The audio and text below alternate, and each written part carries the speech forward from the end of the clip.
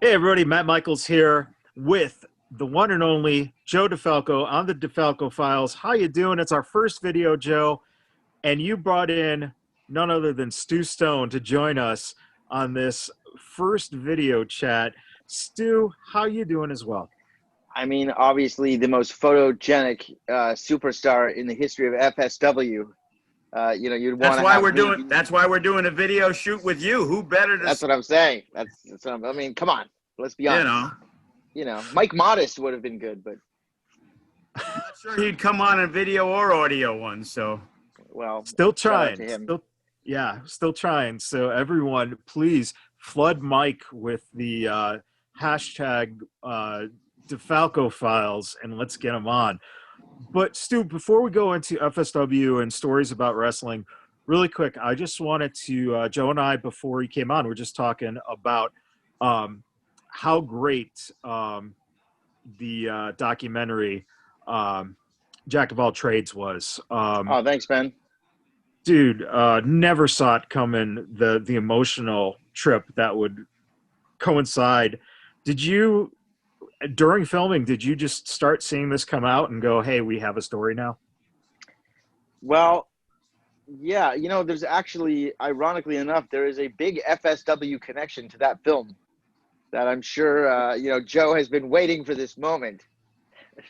Well, where was my consulting credit in the movie then? I got you the star of the movie, and I didn't even get a thank you. Foulball Paul was an FSW fan, which I found out because when I went to go see Paul, this part isn't in the movie, he knew exactly who I was. He was asking about FSW. He goes to like the FSW shows in the front row, the meet and greets. He's probably watching the DeFalco Files. He's probably a subscriber. But yeah, Foulball Paul, there's an FSW connection because he is like an FSW super fan.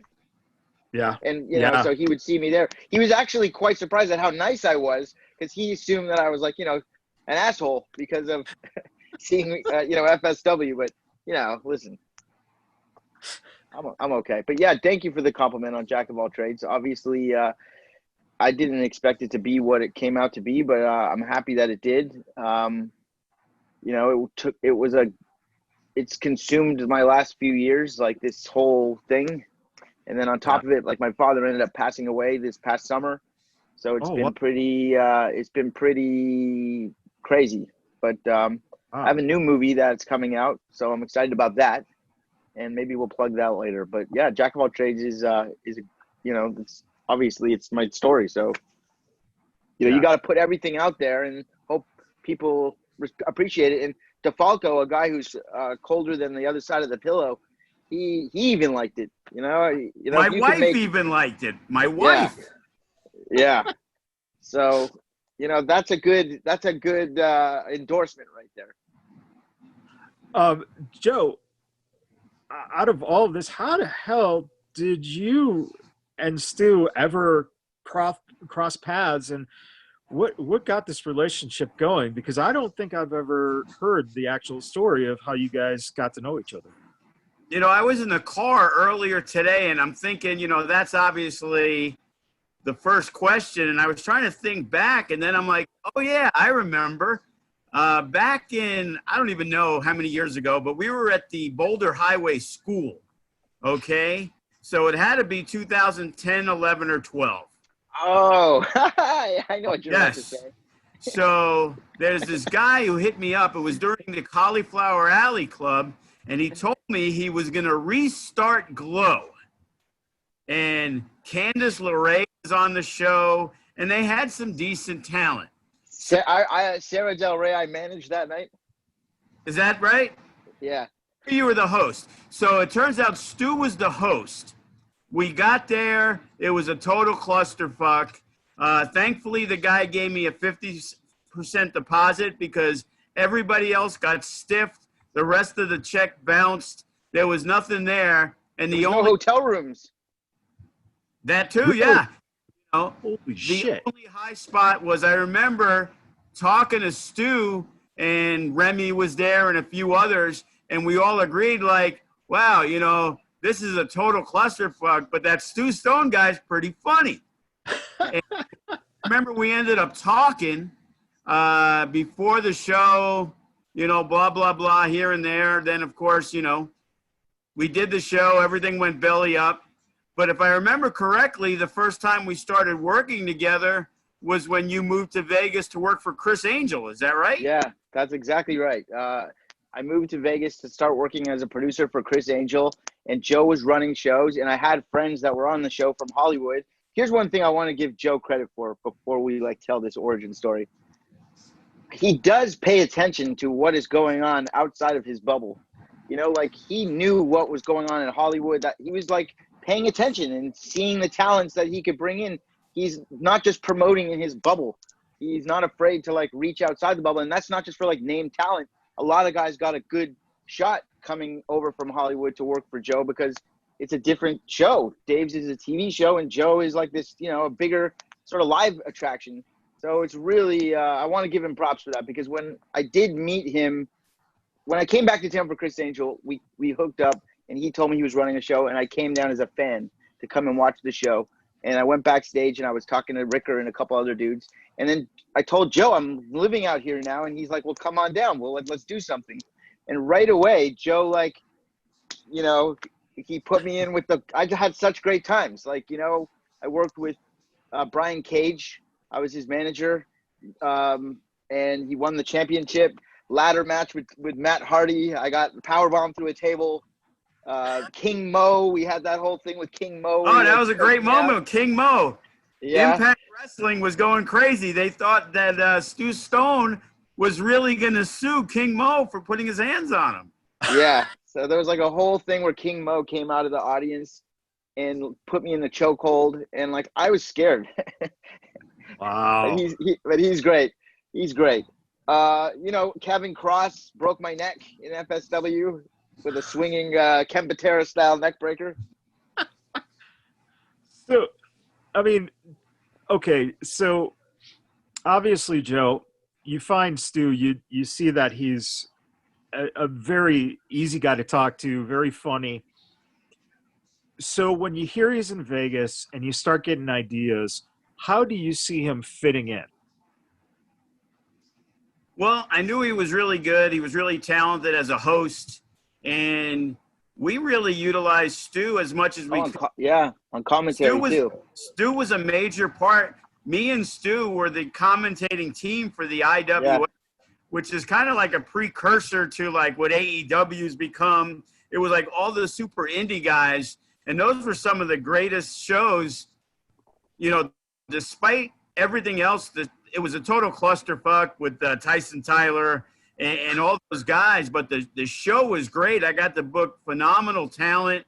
Yeah, it was literally a who's who. It was an all-star. It was all-star weekend when he was doing these shows in Arizona. Every time it was stacked, and all the guys on the show. Drew McIntyre is now the champion, and the Bucks. And right, we got a great Drew McIntyre story about Stu that we're gonna save till later. Okay. Time I talk about Drew, Stu, that is my favorite story of all time. Yeah, we'll get there. How the glasses doing? They're broken. Yeah. Well, they're broken. Stu, coming from an aspect of, obviously you were a wrestling fan. You already knew is it true you already knew some of the guys from being a fan, going to Cauliflower Alley? Had you at that time had any interactions with Marquez in Hollywood?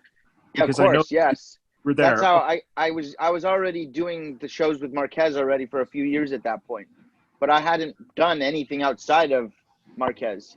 So when I went to Vegas, there was a whole new world to play in. And Joe had been watching the show, and he plugged me in the right spots. And I had literally the talent was so through the roof. Kenny King, we had such good matches with Kenny King. These guys. Johnny Ferrari made you what you are today. Yeah, right. Whatever happened to him? I heard he moved to China. Really? I would think Thailand was better for him, but hey, who knows?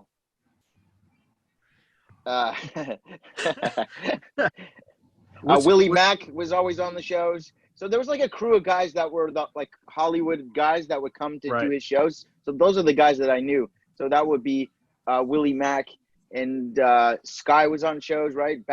Tito Escondido, Che Cabrera, James Morgan did a couple shows. Yeah, back then, Jarek 120. Yeah, Jarek 120. Did you have Eli Everfly? Yeah, here and there, but the regulars were like Cage, Ricker, Tito, Che. Yeah. Morgan for a while. I think that like Cage's, and I'm friends with Brian, obviously, and Joe and I had some really memorable evenings with Brian. Yes. Just watching him eat. Yeah, I mean, being paired up with Brian, I don't think Brian was too crazy about the idea when Joe first proposed it. And then it turned out to be like this magical friendship that like he ended up loving.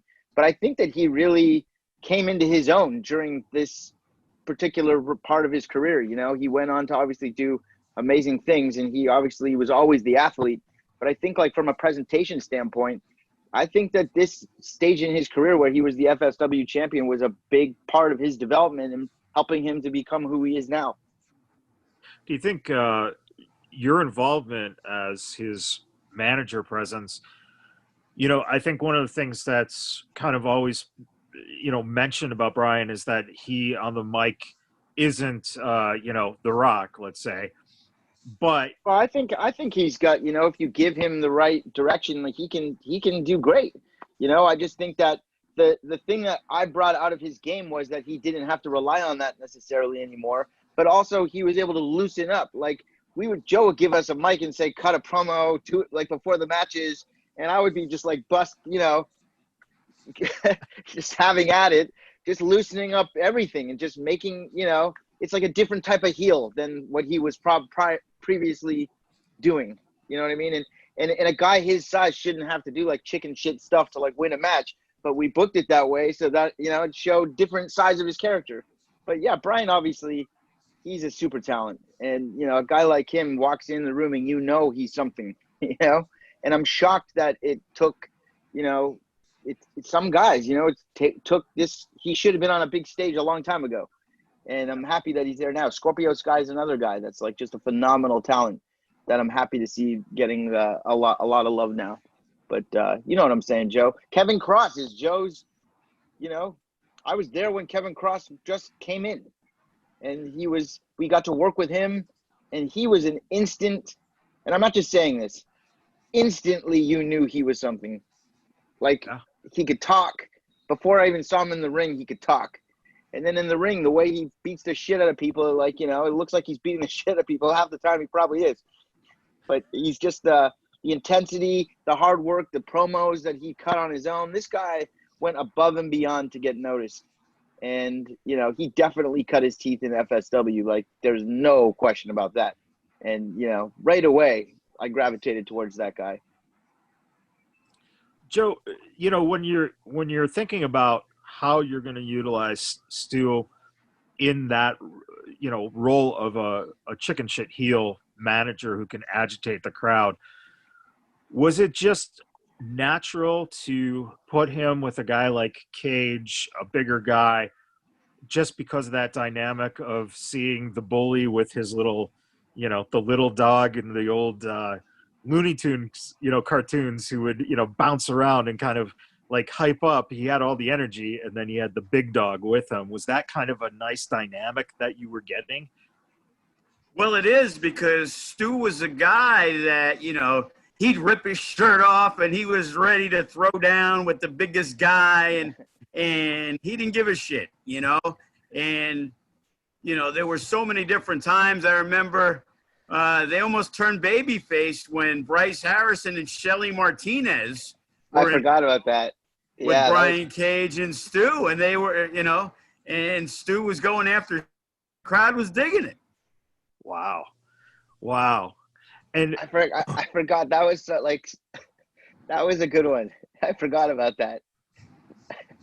And I think I called him Neil Patrick Harrison.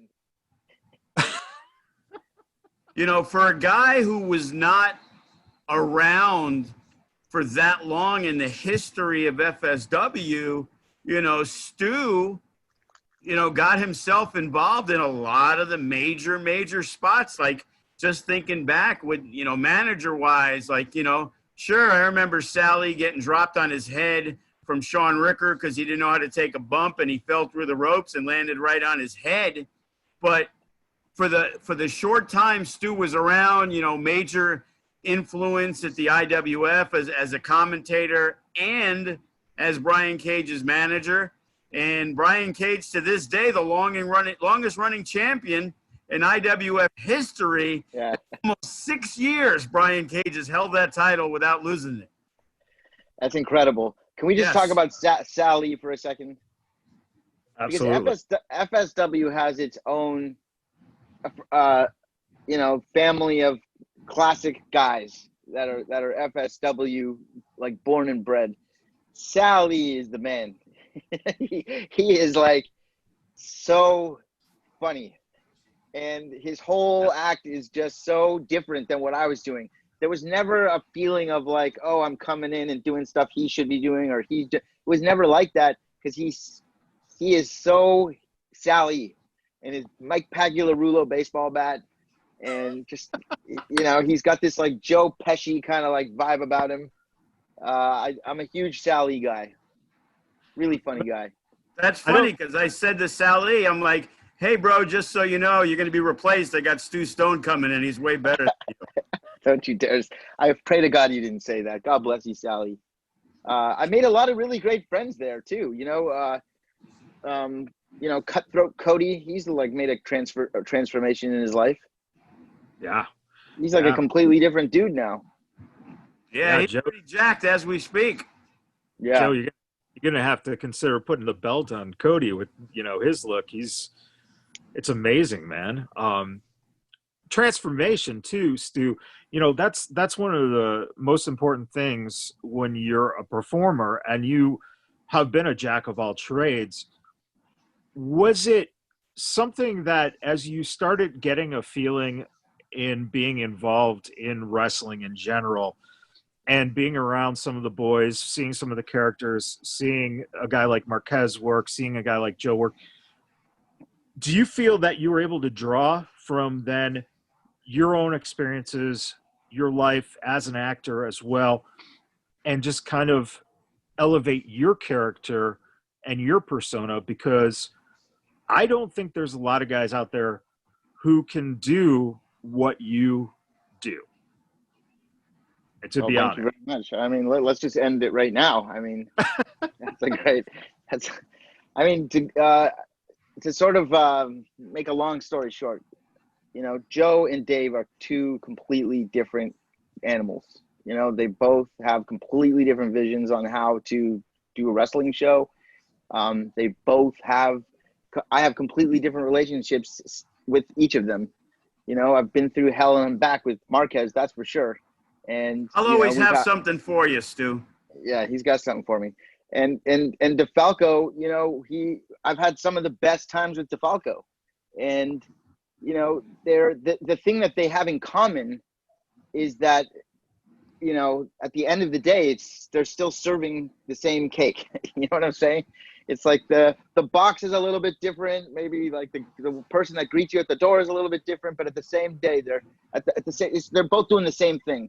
And it's awesome. Once you, like, working with Dave showed me like the TV side of production that I did see. Joe has made huge headways, and when I first got there, it was guys filming on like a camcorder, and Joe has come a long way in his production, and I commentate with Joe. I don't even know how to describe it. It's too different. It's like completely different guys. You couldn't even imagine how different Dave and Joe really are. But at the end of the day, they both love wrestling, or at least they probably both hate wrestling, but they both love wrestling. Well, it's like working with Marquez for you is like working with Oscar the Grouch, and working with me is like working with Jim Carrey or something, There you go. I mean, I couldn't have said it better.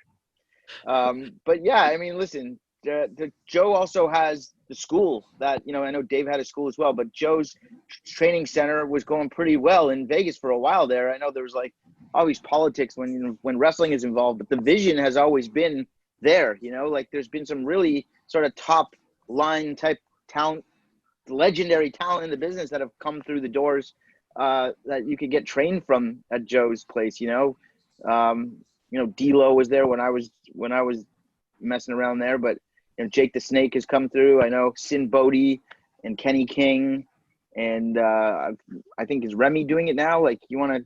Yeah, TJP and Davari. TJP and Davari. You know, Davari's a guy that was just literally an agent for WWE. So it's like you're getting. You know, if you want to train for wrestling, Vegas is not a bad place to go. Underrated place to go. I mean, that's if Kevin Kross is as big as we think he's going to be. You know, I think that Joe's phone's going to be ringing a lot more. Yeah. Joe, have you ever considered bringing Stu in for a session or two to, you know, kind of give an aspect of a seminar? Yeah. No, exactly. Absolutely not. I've never thought of that. But Stu can tell you, we don't talk that often, but we talk here and there. And every time I'm trying to get him to come back to Vegas. It's like, yeah. Oh, I know he's this big movie producer guy stuck in Canada, but I've told him, you know, for probably 4 years now. Yeah. It's in the boat on the Crazy Horse 2 story. Rick Rizzolo, you know, murder, sex. It has everything. The Sopranos, you know, it would be the biggest movie Stu Stone ever made, let me tell you. I need to get put over. I told Joe, I'm like, I'm a mid-carder right now. I'm trying to work my way up the card. And when I can get to the main event and make that main event money, then I can make a movie like that. Dude, that would be a phenomenal movie, by the way, because that story is just fucking crazy. Yeah. No, See, I told you, Stu, you don't know that story the way we do in Vegas. So there you go, Matt. We have at least one sale. Yeah. At least. Yeah, your returns are $15. It's interesting, Joe, because Joe, you had nothing to do with that, but Joe, you had a sponsor for your. There was like a baseball card shop that like actively sponsors your show, right? Yeah, Power Play. Scott Hosey, we're a good friend of mine. Well, maybe he want to do like a jack of all trades baseball card, like fly Stu in so he can work maybe like when the next Mecca. We actually had talked about it, but it didn't work out. We had that East Sports Arena. And we were trying to do the viewing there, but it just never was doable. And, of course, they went out of business 3 months later, so that probably was part of the reason why. So are you running shows again now at your home base? We're not running shows. What we're doing is having invite-only birthday parties that happen to have wrestling in. Ah. So we actually have one coming up this Saturday, so – Oh, happy birthday.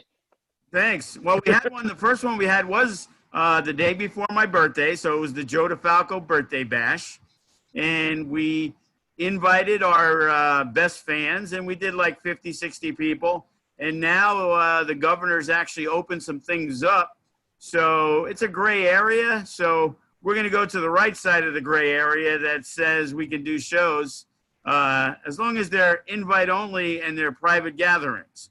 So we're doing that. And then on the 24th of October, we're going to start our TV tapings, which, as you said, wait, so you're going to tape TV at birthday parties?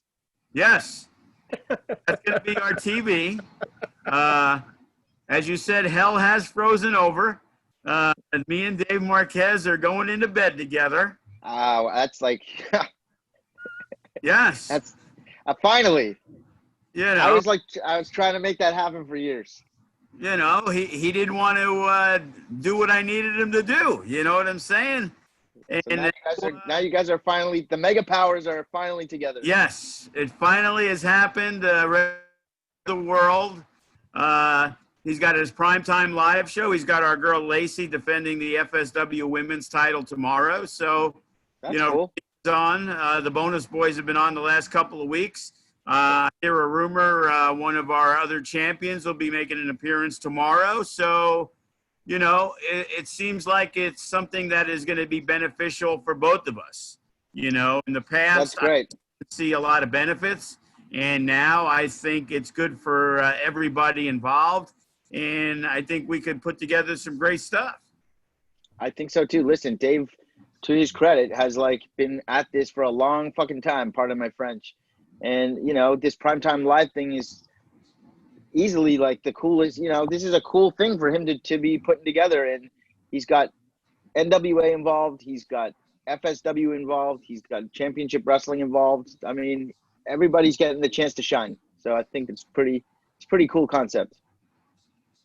You know, when you think about the growth in terms of, you know, when you first look at your first experiences with the indie scene, when you started working with Joe, could you see that this was someone who would try everything to make that growth happen?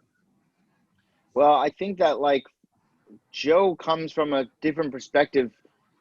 Like Joe kind of puts himself in the fans' seats. Like he sort of books the show as if he's a fan. And, you know, he brings in guys that he knows like he would want to watch. You know what I mean?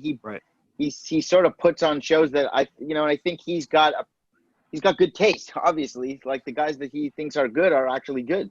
So you get good shows that way. And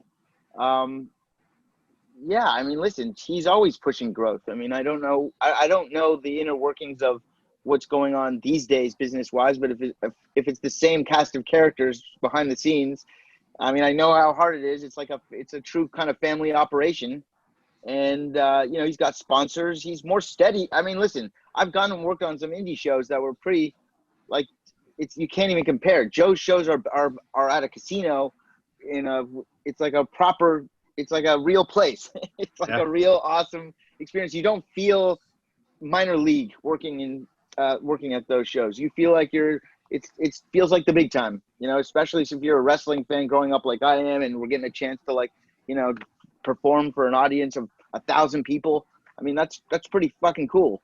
And Joe's shows, typically that's the kind of attendance you're talking about. And there's definitely growth there. I mean, he does whatever he can. He was doing the meet and greets, and he does he comes up with every fucking thing you can think of to try to maximize. Gotta get that revenue stream going. Yeah. Well, listen, if it doesn't make dollars, it doesn't make sense. And somehow he's managed to make sense of it. I can't imagine that Joe has made multi-million dollars on FSW at this point, but he deserves to have. But I think that he's obviously run the business successfully to the point where it's still here, it's still going, and it's still growing. And you've probably turned over like a new generation of fans. Like there's a cycle of longtime fans that have probably been watching for the entire time, and then there's a new generation of people that come in. You know, there's a good turnover there. I think. Joe, definitely. Listen, Joe was shooting at Sam's Town, and now everybody's at Sam's Town. But that was like FSW was Sam's Town. Yeah, as I try to tell everybody, you think the fuckers at Sam's Town would give me a free the steakhouse. Instead, they're trying to charge me more money. I brought him like all the business. I probably brought him $1 million worth of business between Ring of Honor, Impact, and your boy Morty. Yeah, my boy. Yeah, I mean, Sam's Town shows were always off the hook. There was that show where we had the ladder match, Brian Cage versus Matt Hardy. That place was sold out. And I'm talking about, it wasn't like papered with like the bleachers.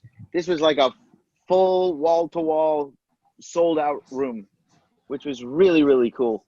And thanks for the house, Stu. It's definitely because of me. No, Matt Hardy was unbelievable to work with. That's another thing. You know, Matt Hardy gets a lot of credit too for that period of time. Obviously, you know, he's a huge star, but the fact that he gave so much to FSW in the sense of like, he didn't just look at this as just like another shot. He came in here and treated Joe with respect and treated FSW with respect, and he put over the title and he drew a house. You know, he was awesome to work with. Awesome. I saw Matt actually like maybe 6 months ago. I saw him, and I had to sort of like, I can't tell whether he like really remembered or not. But I was just like, hey, last time I saw you, you put me through a table. He's like, oh yeah, that's right. But I don't know if he really knew that. Well, if you would have brought up Johnny Ferrari, he would have remembered you. Yeah, I should have brought that up. You're right. And your boy Robbie E, how's he doing? Yeah, well, he's got a good gimmick going. I managed Robbie E in FSW. He was in the Family Stone in FSW. And amazing, he now has a gimmick in NXT called the Family Stone. Where'd he get that idea? I don't know. Listen, it's a common name. It's like Smith or Cohen or Schwartz. But yeah, he worked a couple shows with us, didn't he? You were doing like a Family Stone thing. He worked a few. I think the match you had was with it was Brian Cage on one side and Robbie, I think, against Kenny King and somebody else, maybe Matt Hardy. Yeah. I mean, the first time. What was the idea behind the Family Stone, Joe? Joe, what was the idea behind the Family Stone? Oh, I thought you were talking to Stu. Sorry. That was all Stu. You know, he came in, and then the idea was, you know, we had a guy, Dylan Drake. The Golden Boy. That was where Dylan Drake was wrestling Kenny King, and that's where the King Mo story comes from. And the idea was, when we were bringing in some good outside talent, what's the best way to give him the rub? Well, the rub was to put him with Stu.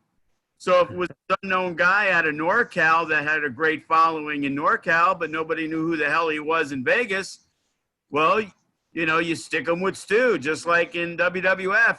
If you put a guy with Bobby the Brain Heenan, you knew that this guy was somebody to reckon with. So when you're working Kenny King, you kind of need to have something there so people can invest, you know, their time in a match that normally they would say, oh, yeah, who's this fucking clown, and not really care about the match. But having Stu at ringside, you never knew what the outcome would be. Right. That's really cool. I never thought of it that way, but obviously, yeah, that's exactly what it was. You know, I never considered myself as someone like who's putting them over. I felt like they were putting me over, but I was, thank you for that. I appreciate that. You know, the Family Stone was a gimmick that I was doing in Hollywood, and we thought it made sense to do it in FSW because I could just do a whole new thing there. And he did bring James Morgan in, who was my guy in Hollywood, and we did a few shows with James. But then it just became I would cycle through guys until I landed on Brian Cage. And then once I got it with Cage, it was like the game over. Like, finally I found the right guy that's going to like win the championship. And it was a good story. And then, yeah, listen, I got a chance to work with a lot of great talent in FSW, as I've said. And if you could remind me of a couple guys, I would be happy to like share whatever stories I could think of them. But, you know, I always remember like the in-ring stuff was always really, really solid. And, you know, the ladder matches for the, you know, just stuff that you wouldn't typically see. And now you see it everywhere. But at that point, you weren't really seeing that stuff, especially in Vegas. Yeah. Joe, who are some of the guys that Stu had the pleasure to be teamed with that he might ring some bells and bring up some stories? Well, honestly, he didn't really manage a lot of guys. Like, Cage was the guy. When we did the shows in the IWF in Phoenix, we only had, I believe, 3 shows. And Brian won all 3 matches. He beat Shad Gaspard the first match. Yeah, that's Thank God sad. for Stu By Stone the way, or Brian Cage. In that match, a guy jumped the guardrail to beat me up. Yeah, he was actually Shannon the Cannon, who was like a UFC type fighter who was world renowned in like Phoenix, but he was like 12-58 was his real record. He'd go around bragging. He'd show like a baseball card of him as a fighter. He actually worked for your boy Marquez when they were in China, and he worked some guy in like some shoot fight out there. Oh, really? Yeah. Well, the crazy part was I was like cutting a promo before the match, like burying the fans, whatever. I must have said something to him. And during the match, he hops the barrier and tries to like beat me up. In like for real. Like that was not like that was real. not like some beforehand we planned out some kind of thing. Who saved your ass on that one? Well, I'm lucky I was in the ring with Brian Cage and Shad Gaspard. I mean, between the two of them, there's the two biggest possible guys that could possibly be protecting me. So it worked out. And you did mention, you know, the sadness around Shad passing away this year. I know, being from, you know, part of the Hollywood crowd, what did, you know, your interactions with Shad, what did that mean to you to hear that he passed away, man? I mean, it's definitely sad. The whole situation behind the way he passed was unspeakable. I mean, listen, his son was drowning. I don't know the full story, but apparently he went to go rescue his son, and his son was saved, and he didn't make it out. I mean, that's a pretty heroic way to go if you're going to go. Obviously, he's a young guy, so it's really too bad. And I for a guy his age, they could get their stuff together and come back and do another run, or, you know, that wasn't like his wrestling career was necessarily over. I got a chance to work with him on several occasions. Personally, you know, working with him, he was definitely like a fun-loving guy, but he wasn't like the easiest guy for me to work with either. Like, you know, didn't want my opinion on what we were doing. So, like, for me, you know, he was one of those sort of vets that like pulled his card on me, which is fine. Obviously, he's earned that right. But, you know, Shad was definitely a fun-loving guy. Like, he definitely was playful. And, you know, for such a big guy, he had you know, that's usually how it is, right? These big guys, they're actually, like, not scary at all. They're, like, turn out to be the nicest guys. It's the little guys you got to worry about. But, yeah, Shad was a very nice guy. I only worked with him maybe 3 or 4 times. And you know, I don't know if he ever wore wrestling trunks at any of the matches that he worked. Was he wearing like track pants, Joe, or am I crazy? I believe so, yeah. I feel like Shad just like came to the show with like didn't like bring his bag, and he's just like, they gave, you know, it's like he's just so like loose, easy going kind of guy. Not a lot kind of like Carlito when he didn't bring his gear to wrestle Kevin Steen, who didn't make it, and then he had to work Willie Mack. I forgot about that. Yeah. Shelton Benjamin was on that show too. Yep, he worked more. John Morrison. Yeah. Good Aries, show. Ricochet, Swan. Yeah. Young Bucks. Uha Nation. Matt Sydal. Strickland. Tommaso Ciampa. Yeah. Who was the other one that worked? Well, of course, Drew. Yeah, Drew. Drew's the fucking Chris champ. Hero, Chris ACH. Hero, I like Chris Hero. He's a cool dude. Yeah. Joey Ryan. Yeah, he worked Ricker. Yeah. The only bad match in the show. When you think about all that talent, Joe, does someone like Stu, who can you say that someone like Stu is almost the kind of the dessert, just that little extra something that makes this buffet of amazing talent that much more enjoyable for a crowd? When I'm going to talk as a commentary team of everybody I've ever worked with, I've had the most enjoyable time with Stu.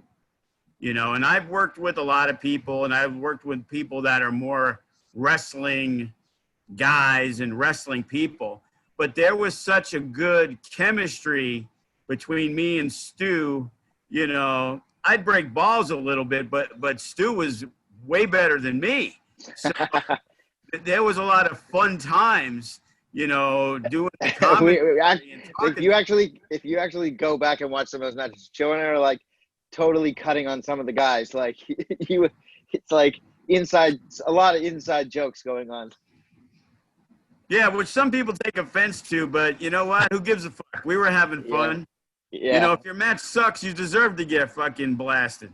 I mean, that was Joe's. I'm only following. It's Joe's show. If that's what he wants me to do. You know, Stu was a big movie star. I really couldn't tell him what to do. So right. He did whatever he wanted. You know, Stu, in that case, you know, you're sitting there, you're following Joe's lead. If you feel that something that you want to say something that, you know, let's say the match is going to dog shit, what was it in terms of your process of your thought that you went, you know, to either go with it or riff on it? Yeah, well, you obviously never really want to like shit on the match. Like that's just Right. bad for everybody. So, but when he's saying like shit on the match, it's like between us, we're like shitting on the match. Like the people listening might not even realize that we're shitting on the match. Yeah. But you know, you don't want to. The point of us commentating is to put over even the worst match. But sometimes there's shit that goes down that you can't. It's like so. You can't make any excuse for it. And Joe DeFalco does not pull punches, as I'm sure if you've been doing this show, you already realize that. So he leads the way. Once he opened the door to like call, you know, to say something is something, then, you know, he's invited me to do the same. And a lot of times we would just be popping each other in those moments. But, you know, it wasn't like every match was like that. Oh, But- sure. No, because there was such great talent. I remember, so we're ready. We're sitting down. We got a 4-way match to open up the first IWF show. There's a really good crowd there. We got Morrison and Benjamin in the main event. And we have Austin Aries against Ricochet. And our opening match, I remember it was Rich Swann, AR Fox, Tony Nese, and JT Dunn. And those guys fucking killed it. It was like that was a good one. Of nothing but fast-paced, great match. And I just remember me and Stu were like, holy fuck, if this is the first match. With the rest, like there was so much potential in that company with the talent that was brought in. Like we were Evolve before Evolve, you know. Yeah. We took PWG to a different level. Unfortunately, it was very poorly mismanaged. It was a giant clusterfuck. You know, some of the big name guys got paid, you know, 3 times their asking rate because they thought there was a guy in charge, or not a guy in charge, just a money mark that was looking to pay to be part of some wrestling stuff that he pulled out, you know, before the first show even started. And the guy that everybody got a job from, Tyson Tyler, was the guy who ended up funding the show. So basically his guys were ripping him off.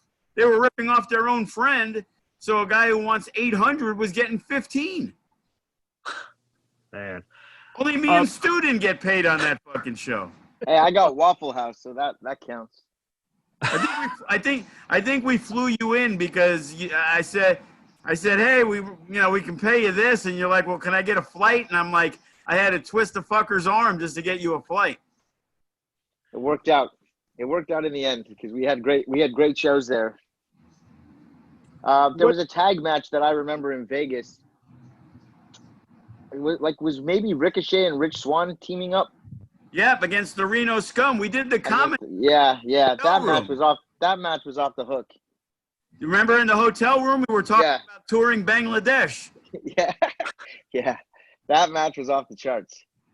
You know, I'm a little upset, Matt. You know, I talked with Stu for years. We were ready to do the tour of Bangladesh, and then somebody else beat us to it.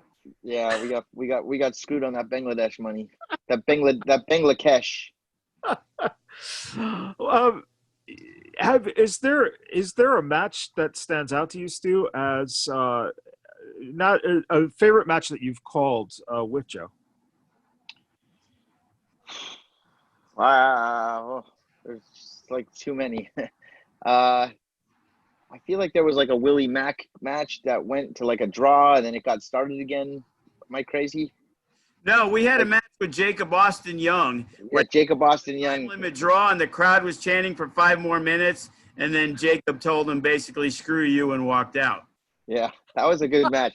You know, that was like a coming out party for him too. Like that match, you know, he was sort of a background kind of part of the that kind of moved him into sort of a more prominent role that night, if I recall. But the following with Bryce. Yeah, of course. He was always the underling, and we were trying to break him out because the story was, you know, there's nobody in the No Limits division that can beat Bryce Harrison, and then it's like, wait, there is a guy, and he's the guy who basically Bryce, who's keeping under lock and key. Name of a Dokken album, by the way. You know, the most shocking moment I will say that I've ever had was seeing a picture of Joe DeFalco from like the 80s. Like my mullet. Like, his mullet is like absolutely the most legendary mullet imaginable. He's not lying. I'll tell you that. Gone a long way in 25 years. Who inspired the mullet? Which rock star? I wouldn't say he inspired the mullet, but early on, I was really digging Rick Springfield a lot. And, you know, when Jesse's Girl came out, you know, that was some classic shit. And I remember I was probably 18, 19, and I went to the hair place, and I need my hair cut like Rick Springfield, yo. You know? But the mullet just kind of grew because I always had long hair. So, you know, I had the mullet up until the week I was told I might be able to get a job at Crazy Horse 2, and I was told I had to cut my hair before I even went in for the interview. Really? Like we see how that worked out. Yeah. And now, look at me now. Now I'm bolder than Stu. Yeah. You got to just keep it short. That's the secret. Yeah, that's it. Stu, okay. What are some of your favorite stories? You know, let's start looking at anything that you recall, any, you know, nights or craziness that happened that you just can't, you know, you got to tell, man. Well, I mean, immediately what comes to mind, like I was alluded to earlier, was, well, I think the Drew story, but before we tell that, I would say like Joe and I, after all the shows, would go eat with Brian Cage. And Cage would like had this theory that he's like, he could either eat like 3 carrots or a piece of cake because it's like the same amount of sugar or calories. Like I don't know how the math was on this, but you know, he was very specific about his diet. But if you didn't, Joe would have to feed him like 4 times in a day. Like, you know, like 6 chicken breasts and like 2. Am I crazy, Joe? Were you with us in Phoenix when we all went to the Cracker Barrel? I think so. Where he ordered like 22 things? Yeah. So excited because it was only like $14 or something. Yeah, he just like the guy eats so much food. It's like crazy. But yeah, he that was always fun. Just the shows in itself, like it was just so chaotic but so fun, you know. Backstage at Sam's Town or backstage, the Sam's Town, the Silverton also had a good crowd too, but the backstage at Sam's Town had like locker rooms and like it's a lot more like you know, you feel like you're at like a real gig, and there was just like an excitement. There's an excitement backstage before the show, you know, that's like the buzz that you get like before the show, and like guys are going over their matches, and you know, you're kind of pacing and waiting for the doors are opening and things are getting set up, and we're cutting promos with Paulie in the back. And you know, that's the part that I really miss the most, is like the camaraderie backstage with, you know, the guys and the girls. You know, I was the kind of guy that got along with mostly everybody. Like I didn't have like really heat with anybody, so to speak. So it was like really a lot of fun to be, you know, part of the family in FSW. And it wasn't, you know, I was working at FSW for about 4 years or 3 or 4 years, but it feels like 10 years.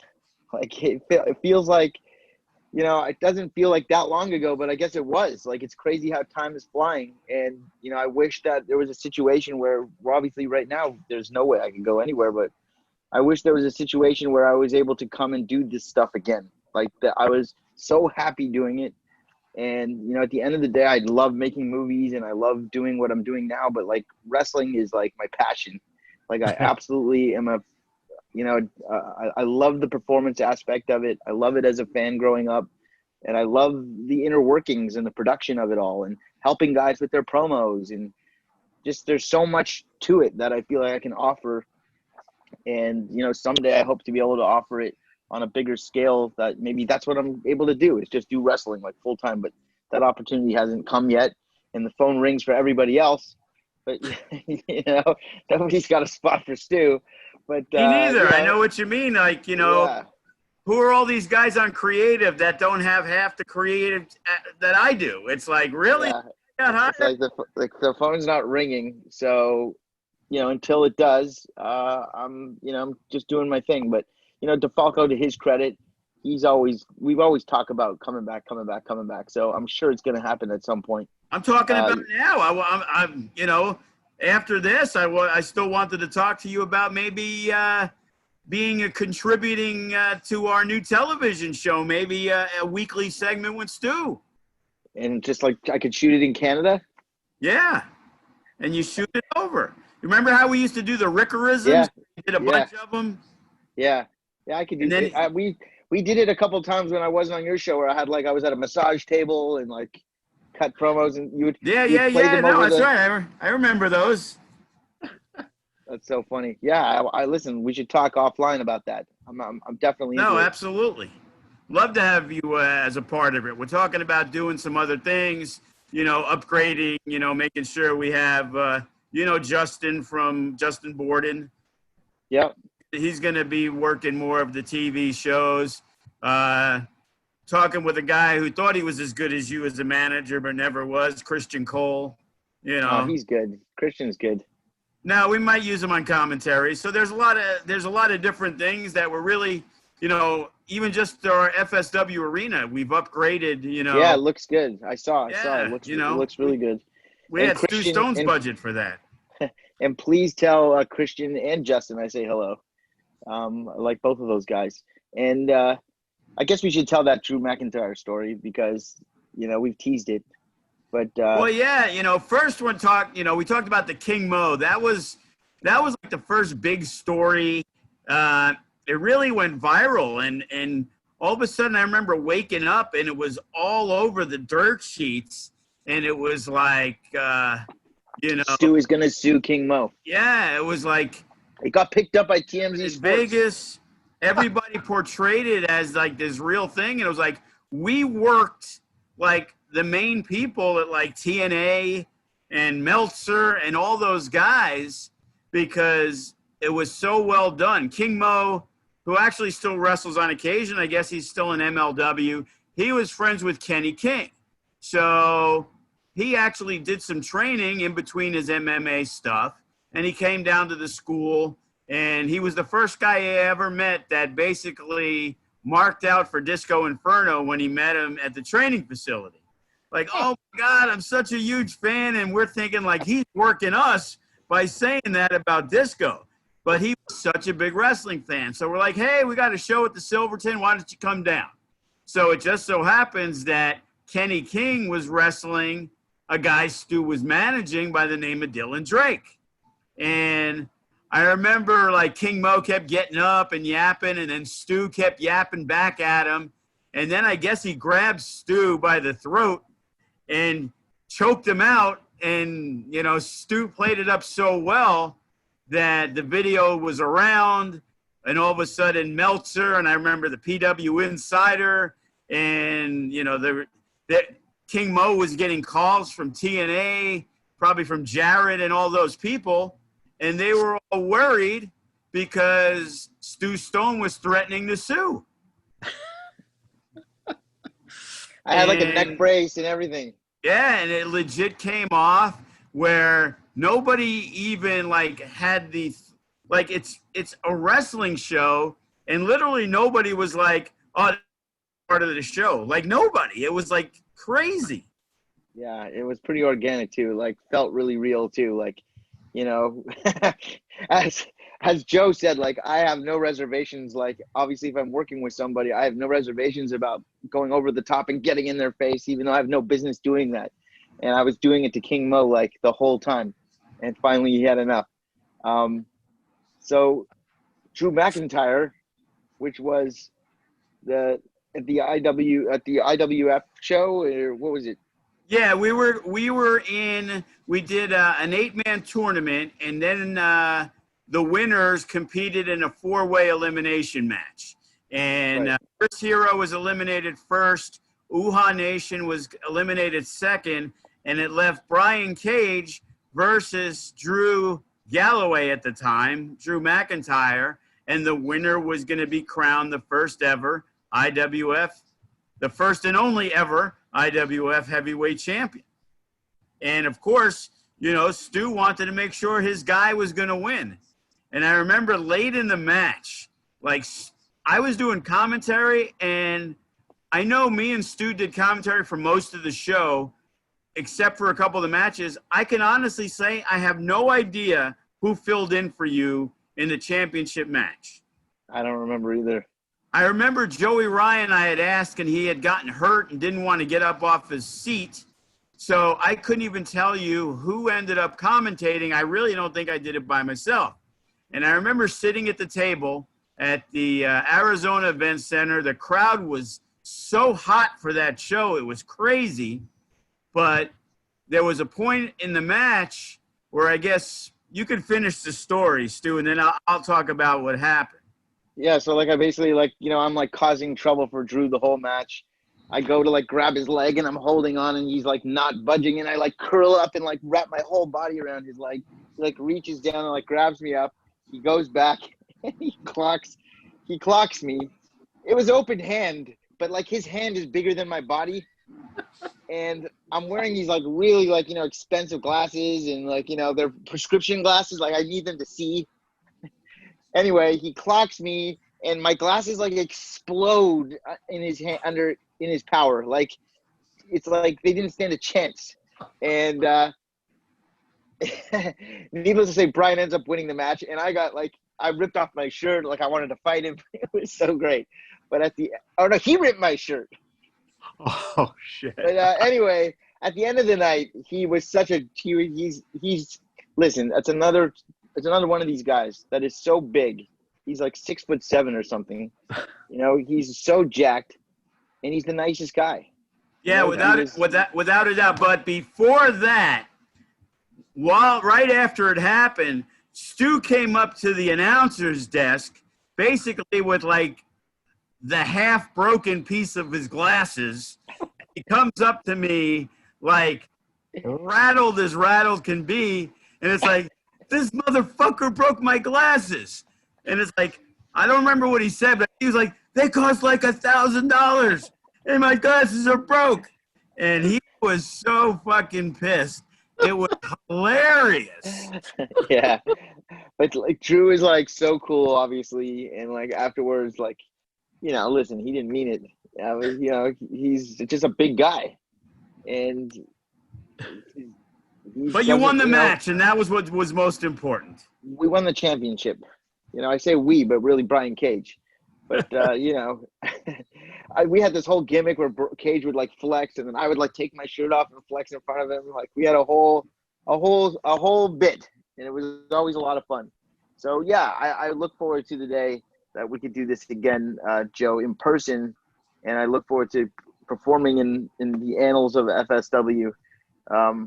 You know, he calls it FSW, and it's at first it was like, you know, people could talk shit or not talk shit, but like, look now, like he was right. Like the guys that started with him, a lot of the guys are now amongst the biggest stars in wrestling. So there you go. Hey. Yeah. Well, I think who would you say, who is your like best, like, you know, who's your top 5, like, Joe DeFalco exports? I guess you can't rank them because I don't want to get you in trouble with anybody. No, we don't want to rank them, but obviously, since they were homegrown and trained by us, Chris Bay and Kross. Yeah, Chris Bay's doing great. You know, and then, as I said, if you have the FSW Heavyweight Championship, that's almost like a lineage to something bigger. It's like our last 5 champions were Ricker, Cage, Kross, Bay, and Hammerstone. You know, in no order. And, you know, I love Hammerstone. He's still with us. He, you know, he's we're lucky enough to where if you don't work for WWE, you have the opportunity to continue working for us. And we've been very fortunate because a guy like Hammerstone is extremely appreciative for the opportunities that I gave him, that I'm almost embarrassed, and I won't say it publicly, about what he'll come in and work a smaller school show for. You know, he's not doing it to make money. He's doing it out of appreciation for everything we've done. And, you know, I love Hammerstone. He's a guy. That's a guy I met. I definitely met Hammerstone working for you. Like, that's for sure how I met him. And Remy.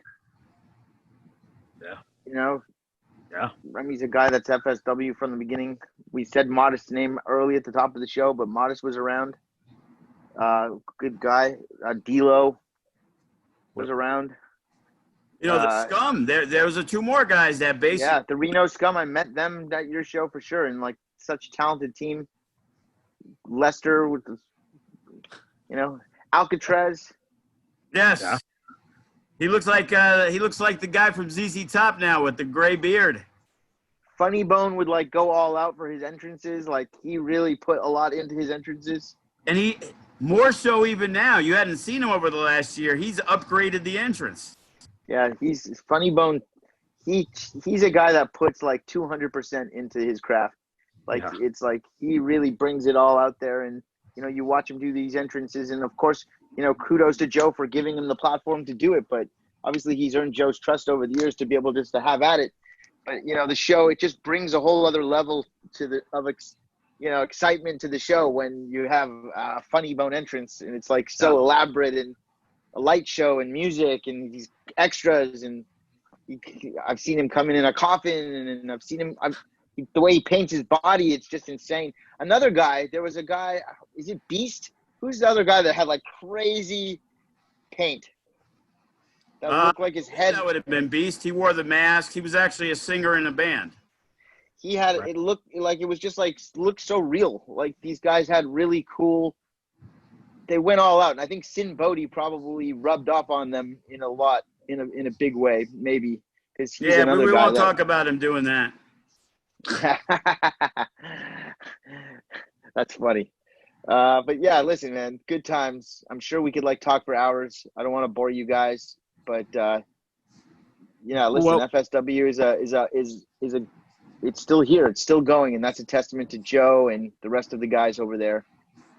Before we let you go, Stu, you did mention that you're working on a project. What are you working on, and what can we expect from you in the future? Yeah, there's a new movie that's going to be coming out. It's called Faking a Murderer, and it's sort of like a true crime movie. Sure. I'll put it that way. It's like as if wrestling was to meet true crime. But it's like myself and my brother-in-law, we are on a manhunt looking for a serial killer, and this movie is like the footage that we were able to put together from our investigation.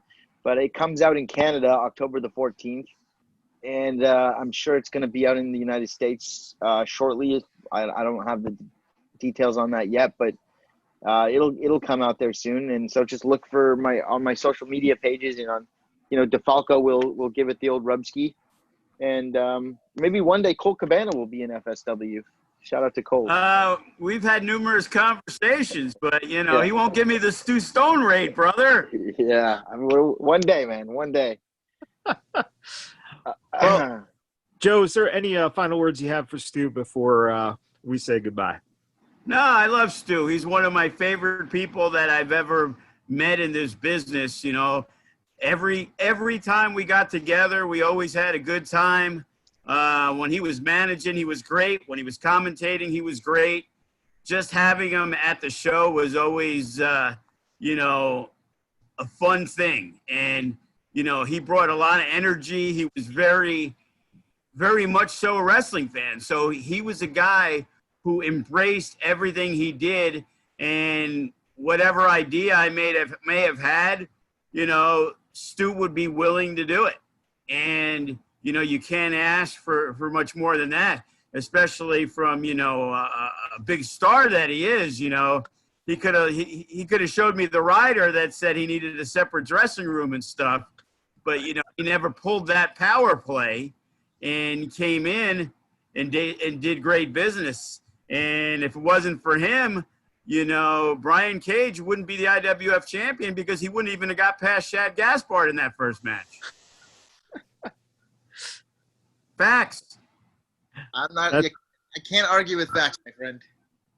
That is it. Everyone, thanks for tuning in. Stu, thanks for joining us. Joe, thank you for sharing the stories. And everyone, please remember to, you know, look on this Twitch station. You're probably watching this right now on Twitch, hopefully. But also check out YouTube, check out Fight TV, and definitely just be ready for FSW when it comes to TV here in Las Vegas. Well, let me give a quick Twitch plug. It's Future Stars of Wrestling. So, you know, this is going to come out Tuesday the 6th, you know, on your guys' platform. But, you know, within a week, probably about 5 days or so, we have just relaunched the Twitch channel. It actually, live time about 10 minutes ago, we are going to be doing the Twitch channel every single day, different content, old stuff. You can watch Stu get beat up by King Mo, a lot of great things. But I figured, why not? We do this podcast. People seem to enjoy it.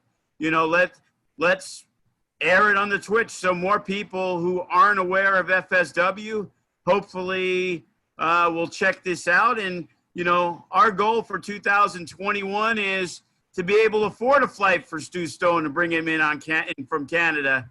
And then he has no excuses about coming in, because I know the prices are a lot lower now. Can you actually get out of Canada and come to Vegas? There's a direct flight, Joe. I'll tell you, it's not too bad. Okay, I didn't know. I didn't know if it was allowed yet. You know what I mean? No, it's not allowed right now, by the way. It's definitely not. That's why the Blue Jays played in Buffalo. Yeah, there is a way around it, though. Like, it would have to be for an invitation-only birthday party. So, there you go. We can do that. Yeah. What does Blue Jays do, by the way? I missed the last couple games. Yeah, I don't want to talk about it. You should want to talk about Go Mets. Go Mets. Yeah, yes. You know, you should talk about it because they should have never been in the playoffs. Wow. And now all of a sudden they got to the playoffs. Yeah, well, what are you going to do? Next year, it's all ours. You should be happy. Have fun with the Stro show. He sat out. That was a good thing he sat out. Yeah. He saved himself the embarrassment. Well, on that note, ladies and gentlemen, we will see you next time on the DeFalco Files. Thank you, everyone. Joe. Always good to see you, buddy. And nice to speak to you, Matt. Nice to speak to you. We'll talk soon, Stu. We'll talk soon. All right. Later, buddy. Later.